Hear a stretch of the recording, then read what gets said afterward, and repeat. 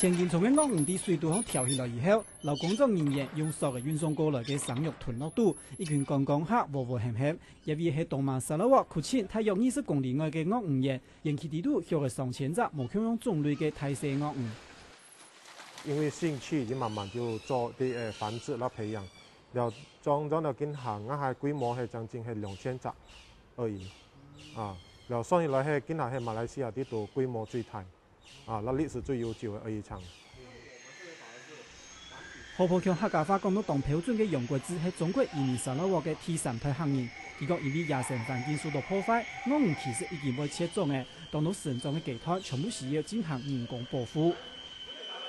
因為魚呢種動物嚇，魚唔係任何時候去食東西，而係食嗰啲垃圾嘅東西啦，係講而家嘅人工飼養當中係冇照顧到好啊，係講就嗰啲骯髒東西食落啊，而唔係有啲胃部疾病。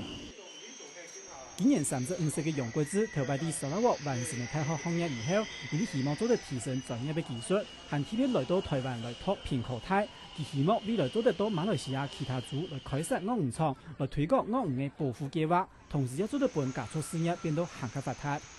下個新聞彭建樂、李一凡馬來西亞採訪報道。